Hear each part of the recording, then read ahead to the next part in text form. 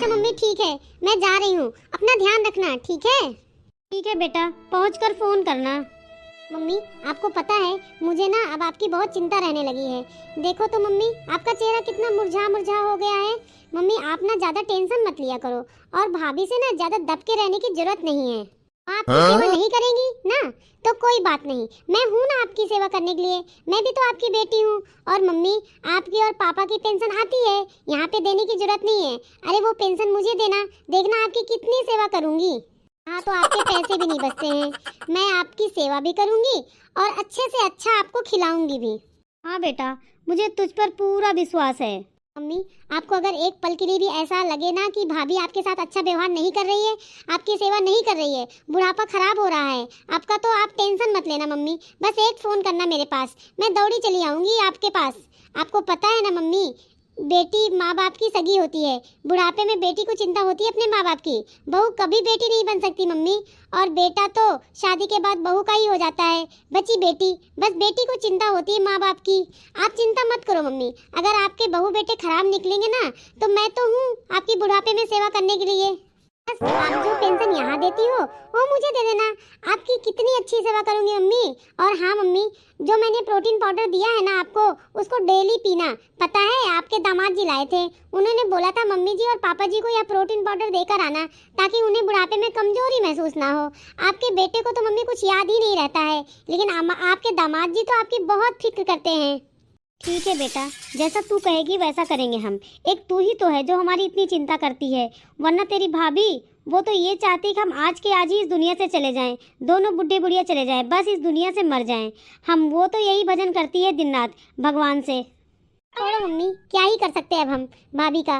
भाभी जिस दिन से इस घर में आई है ना, वो तो ऐसा ही करती आ रही हैं, उन्होंने तो आके घर को ही खराब कर दिया है। चलो मम्मी अब मैं चलती हूँ। मम्मी अब वो पैसे तो दे दो मम्मी, मैंने जो आपसे बोला था ना 1 लाख रुपए के लिए, दे दो मम्मी। अच्छा ठीक है, अभी लाई मैं। आराम से संभाल कर ले जाना, पूरे 1 लाख रुपए हैं बेटा। यह पूरे 4 महीने की पेंशन है, पता है तुझे? मैंने 4 महीने से इस घर में 1 रुपया भी नहीं दिया। अरे क्या भरोसा इन बेटे बहुओं का। चलो मम्मी ठीक है, अब मैं चलती हूँ, देर हो रही है मुझे। दीदी जा रहे हो आप? अरे भाभी जाना तो पड़ेगा ही, वरना आपका दम ना घुटने लगेगा। आप तो यही सोच रही होंगी तब से कि मैं कब जाऊं कब जाऊं। तो जा रही हूं मैं। ठीक है दीदी। अरे मम्मी जी आप भी चल रहे हो ना रात को शादी में? नहीं बहू, मेरा मन नहीं है। ऐसा कर तुम दोनों ही चले जाओ, और एक काम करना, तू मेरे लिए ना दलिया बनाकर चली जाना।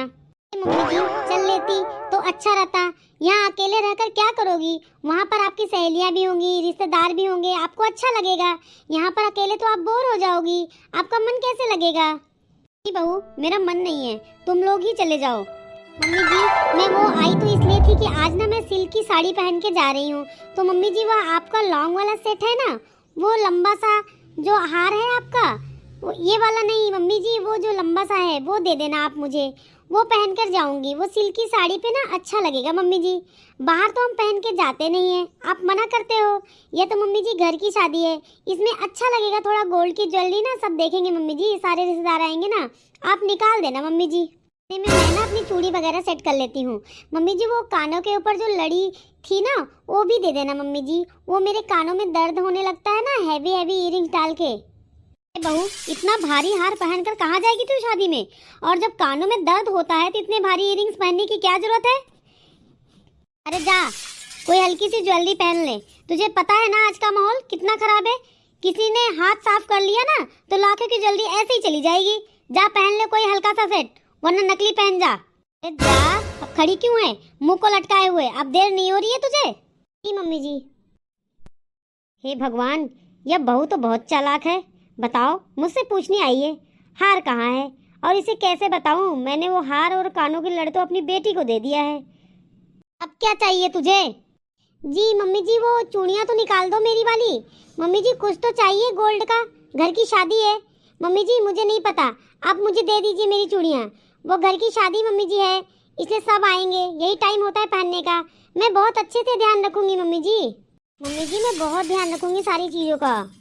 वो सब अब मेरे पास नहीं है, यह सारी चीजें मैंने तेरी ननद को दे दी, उसी के पास हैं। वो उसे शादी में पहनने की जरूरत थी तो मैंने उसको दे दी, तू तो पहनती नहीं थी, तुझे तो पहले पसंद ही नहीं आती कोई चीज़, बोलती थी पुराना डिजाइन है, तो पुराना डिजाइन ही बोलती थी। तो तेरी ननद को जरूरत थी, वो तो खुश होकर ये सब चीज़ें पहनती है, इसलिए मैंने उसको दे दिया। तुझे तो मेरी दी हुई कोई चीज़ पसंद नहीं आती है ना, तेरे तो नखरे हजार होते हैं। आपने सब दीदी को क्यों दे दिया? मेरी बेटी है वो, दे दिया मैंने उसको। माँ बेटी का किसने बांटा है? और तू होती कौन है यह सवाल करने वाली? मम्मी जी, आपने पहले उन्हें झुमके दे दिए थे ना, अब सेट और चूड़ियां भी दे दी।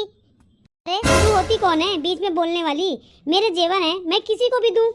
कौन नहीं मम्मी जी, मैं आपकी बहू हूँ, आपके बेटे की पत्नी हूँ, शादी करके आई हूँ मैं इस घर में। आखिर मेरा भी कुछ तो अधिकार बनता है ना इस घर में।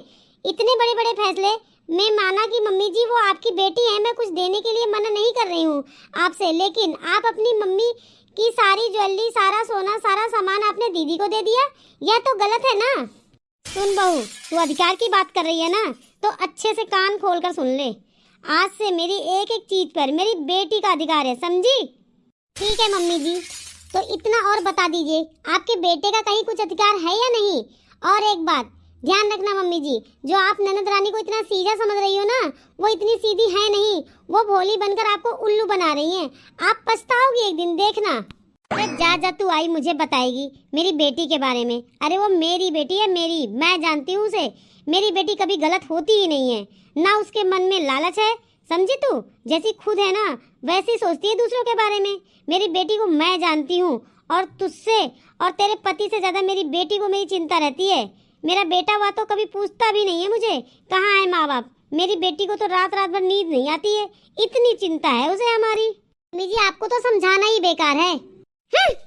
देखो तो सही कितनी जवान चलती है इसकी। सही कह रही थी मेरी बेटी। अरे इन्हें तो सिर्फ अपने आप से मतलब है, बुढ़ापे में तो हमारी सेवा हमारी बेटी ही करेगी। मैं तो उसी को दूंगी सब कुछ, अपनी सोने की चीजें भी और पेंशन भी और सब कुछ मैं तो अपनी बेटी को ही दूंगी, वही करेगी हमारी सेवा। यह बेटा बहू यह तो किसी काम के नहीं है।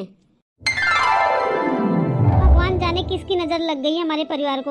अच्छा खासा हमारा बिजनेस चल रहा था, जो इतना घाटे में चला गया। परिवार भी अच्छा खासा चल रहा था, सब कुछ। मम्मी जी, मैं कहना तो नहीं चाह रही हूँ, लेकिन मजबूरी में कह रही हूँ मम्मी जी। एक बार ननद रानी से भी बात करके देख लो ना, थोड़ी बहुत तो मदद कर देंगी वो। कुछ दिनों की बात है मम्मी जी, फिर सब ठीक हो जाएगा।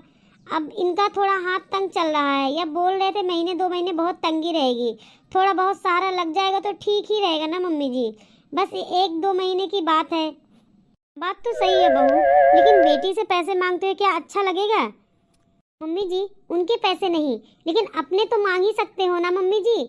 आज तक आपने उनको इतने पैसे दिए, इतने जेवर दिए मम्मी जी, अगर वो थोड़ी हेल्प कर देंगी तो सही है ना। आप उनसे लो मत मम्मी जी। मैं यह नहीं कह रही हूँ कि आप उनसे वापस ले लो, बस कुछ दिनों के लिए ले लो मम्मी जी। वो 1-2 महीनों अगर हमारी मदद हो जाएगी तो ये टाइम थोड़ा अच्छे से कट जाएगा।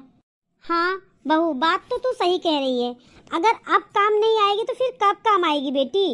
अरे उसे वैसे भी हमारी बहुत चिंता रहती है बहू, देखना वो हमारी मदद जरूर करेगी। 1-2 महीने की बात है ना, वो जरूर कर देगी हमारी मदद। चलो अभी मैं उसको फ़ोन करती हूँ। जी मम्मी जी। हेलो, हाँ बेटा। नमस्ते माँ, आज बड़े दिनों बाद फ़ोन किया। बेटा मैं ये कह रही थी कि बेटा तू तो देख ही रही 1-2 महीने से कि हमारे हालात कैसे चल रहे हैं, और तेरे भाई की कंपनी में बहुत बड़ा लॉस हो गया है। 1-2 महीना बेटा थोड़ा हमारा हाथ तंग चल रहा है, तो मैं ये कह रही थी कि बेटा तू थोड़े जेवर दे देती तो हम उसको रख के लोन ले लेते। अगर तू जेवर दे देती है या तेरे पास पैसे हो बेटा तो थोड़े पैसे दे देती तो हमारी बड़ी मदद हो जाती।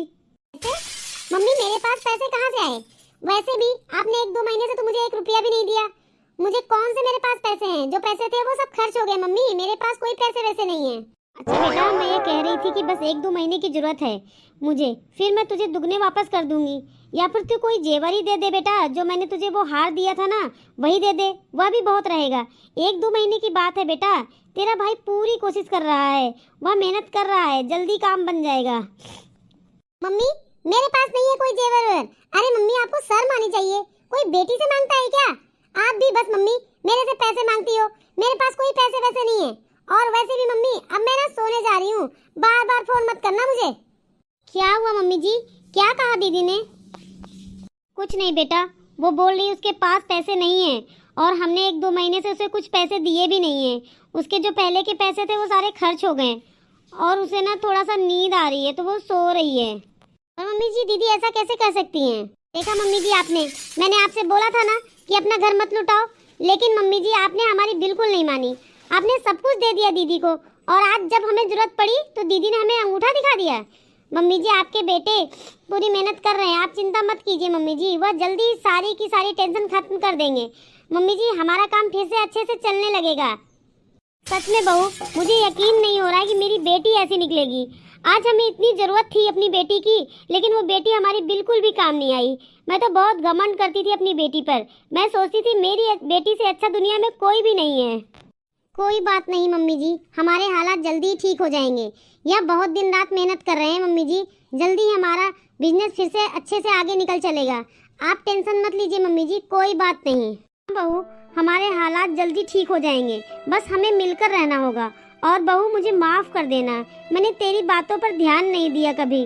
तू जो मुझे सही समझाती थी वो मुझे गलत लगता था। सही कहा है किसी ने, बुरे वक्त में ही पता चलता है कि कौन अपना है और कौन पराया।